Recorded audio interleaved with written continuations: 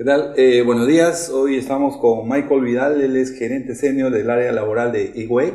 Vamos a tocar un tema muy interesante. Michael, gracias por aceptar la entrevista. Vamos a tocar el tema de la inspección de trabajo, la fiscalización laboral.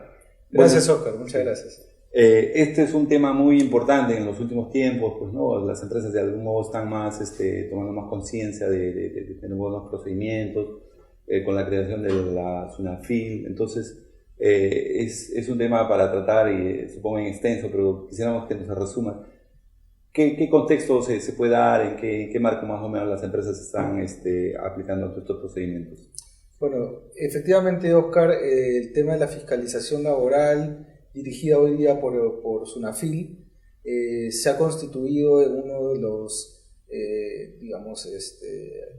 temas en los que más atención están prestando las empresas debido a la contingencia económica que una fiscalización en contra puede generar, ¿no?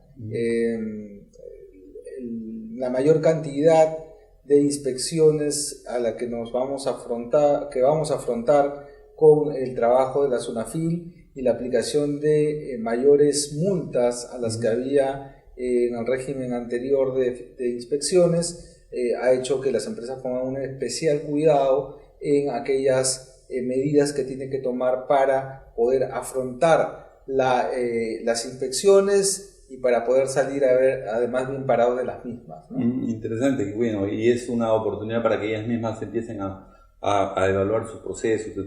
Y para que nos expliques, para tener una idea más o menos, ¿cuál es el procedimiento que siguen, por ejemplo, las inspecciones laborales? Claro. En este caso con la SUNAFIL. El proceso de inspección, el procedimiento de inspección tiene básicamente dos partes. Una parte que es el procedimiento inspectivo en sí misma y otra parte que es el procedimiento sancionador.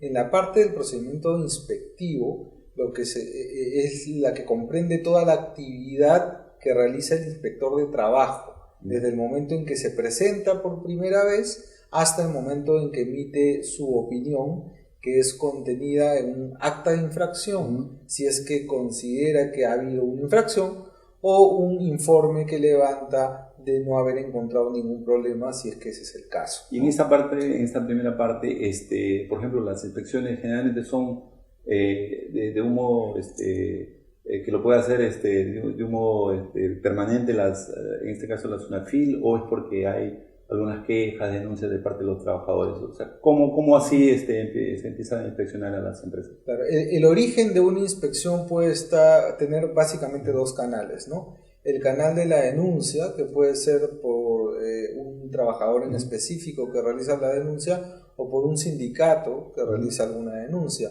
Y el otro canal es las políticas o los programas de la misma SUNAFIL en atención a, una organización previa que hacen el grupo de empresas que podrían ser materia de inspección. De acuerdo a determinados factores, se escoge un grupo de empresas y inician un procedimiento con ese grupo de empresas, ¿no? Entonces puede ser de parte de la SUNAFIL, claro, o puede ser a pedido de alguien, ¿no? Interesante. Y un poco para que las empresas de algún modo estén preparadas, por ejemplo, ya cuando asumen algún tipo de estas inspecciones, ¿qué es lo básico que ellas deberían tomar en cuenta o qué tipo de documentación deberían estar correctamente, ¿no? Para presentarla? Mira, yo retomando además el tema del procedimiento inspectivo, es muy importante entender que si bien tiene dos partes este procedimiento, primero la parte inspectiva y después la parte sancionadora, la parte inspectiva es sumamente importante. Es decir, lo que llegue después a la parte sancionadora ya va a ser, digamos, una consecuencia de lo que se dio en el procedimiento inspectivo. Todo caso ahí es donde deberían suministrar la información. Y está clarísimo que si yo llego a ese procedimiento inspectivo sin estar del todo ordenado en lo que es la documentación que acredita el cumplimiento de mis obligaciones, me va a ir mal en la inspección. De nada me va a servir después tener el mejor asesor en la parte sancionadora si para esa etapa no he tenido la documentación y el orden correspondiente. Ahora, esa parte inspectiva es una parte bastante corta, o relativamente corta. ¿Y cuáles serían en todo caso los pasos, ¿no?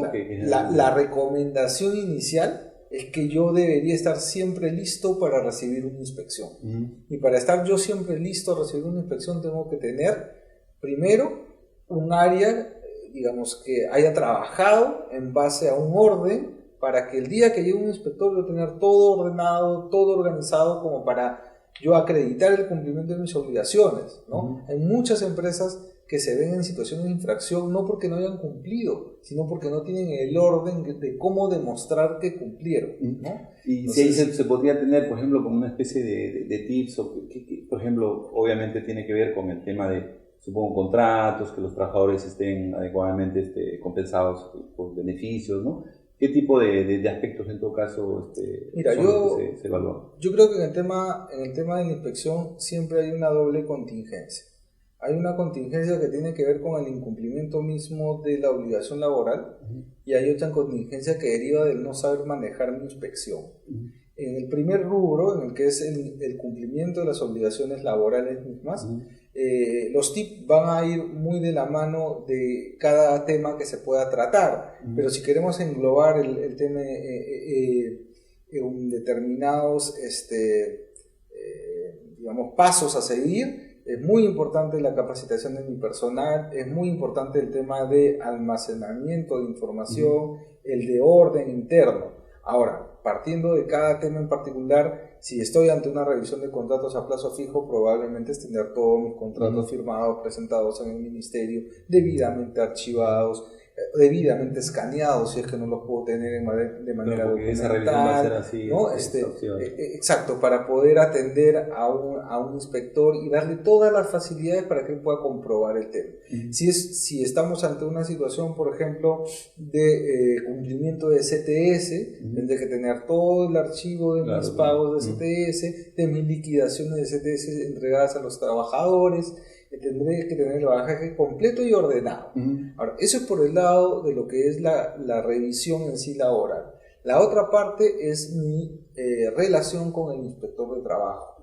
Hoy día, una de las infracciones más comunes dentro de un proceso de inspección es lo que se conoce como la obstrucción a la labor inspectiva. Acá es un poco, hay veces de repente pues un prejuicio de parte de las empresas o del otro lado de que piensan que toda inspección necesariamente va a llevar tal vez a una sanción, entonces como que ahí no hay un ambiente adecuado para, ¿no? Exacto, el típico caso es, por ejemplo, lo sensible que se siente una empresa frente a la labor del inspector con relación a lugares, información o documentos que consideran confidenciales, ¿no? Entonces acá de parte de las empresas deberían ser con bastante apertura y calma si todo está en orden, ¿verdad? Efectivamente, porque digamos, este tipo de infracciones que te menciono, de la obstrucción a la labor inspectiva, infracciones que nacen solamente del trato con el inspector.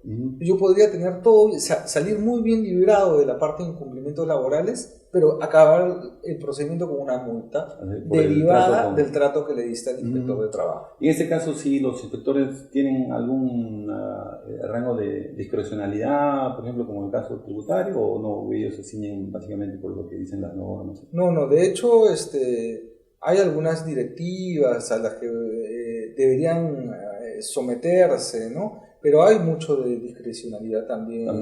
En la labor del inspector, ¿no? Que tiene que ver con la calificación que le puede dar a determinadas situaciones, ¿no? Muy interesante. Y básicamente, por ejemplo, para saber cuáles son un poco los temas recurrentes de parte de las empresas, que ya por un lado tú nos has dicho, hay veces es un poco la actitud, pero ya en temas de información o los temas que son más frecuentemente que se ve en las sanciones o lo que aplican el regulador, ¿no? Yo diría que ahorita hay 3 temas sobre los que giran normalmente las inspecciones, ¿no? Digamos, con mayor frecuencia, en las que suele haber más actas de infracción o calificaciones de incumplimiento. Uno es la contratación temporal, ¿no? Hoy día la inspección de trabajo, los inspectores tienen una tendencia muy radical, muy fuerte a que la contratación temporal de trabajadores es una excepción, ¿no? Y que la regla debe ser la contratación a tiempo indefinido. Eso lleva a que la revisión de los contratos a plazo fijo y los supuestos en los cuales se celebran sea muy rígida, muy estricta. Este caso tiene que ver, por ejemplo, como actividades temporales, como por ejemplo las agroexportaciones, que cuando hay la cosecha se contrata, por ejemplo, ¿no? es un supuesto. Y hay muchas empresas que de repente usan este contrato para actividades frecuentes, ¿sabes? Podría pasar, pero es uno de los temas que son materia de inspecciones. Luego está el tema de tercerización laboral, que es el contratar a otra empresa para que desarrolle parte de tu proceso productivo, tu negocio, ¿no? Ahí las revisiones también son muy rígidas. Se trata de verificar muchas veces también la inexistencia de vinculación entre las empresas que forman parte del contrato de tercerización, por ejemplo. No hay hoy día podríamos hablar de repente de una especie de presunción que aplican los inspectores sobre esa vinculación y la falta de autonomía de una de las empresas o de la empresa que brinda el servicio de tercerización, situación que hace o puede hacer que la tercerización se genere una desnaturalización, ¿no? Y con ello un incumplimiento. Y el tercer tema es seguridad y salud en el trabajo, ¿no? Bueno, hay toda una norma que es amplia, eso puede ser otro tema. Sí, hoy día es otro de los puntos fuertes de inspección que hay, ¿no? Y a eso se suma ya temas sindicales, temas de actividad, otras materias que son objeto de inspección. Y bueno, otro punto ya en la segunda parte que tú comentabas, y cómo es un poco las multas, las sanciones, qué tipo de multas se aplican generalmente ya cuando la empresa es plausible para este tipo de sanciones. Una vez que el inspector ha desarrollado esa parte inspectiva y llega a la conclusión de que hay una infracción, levanta lo que es un acto de infracción. Y en esa acto de infracción el inspector propone una multa, ¿no? Eso sube a una subdirección que es la que define finalmente si aplica la multa o no aplica la multa. Y las multas hoy día son multas que son más elevadas de las que existían hasta antes de que la SUNAFIL entrara en funcionamiento. Actualmente hay una norma que disminuye el monto de las multas a un 35%, a un 35% así en cualquier caso, hasta el año 2017, ¿no? Hoy día, si aplicáramos la norma original, la multa podría llegar hasta 380.000 soles, ¿no? La más alta. Pero hay este régimen, digamos, con descuento hasta 35% hasta el 2017 en todas las, mejor dicho, en la mayoría de incumplimientos o infracciones. Hay un grupo que se mantiene con las multas originales. Por ejemplo, obstrucción a la labor inspectiva. A ese se le siguen aplicando las multas originales que pueden llegar a 380.000 soles.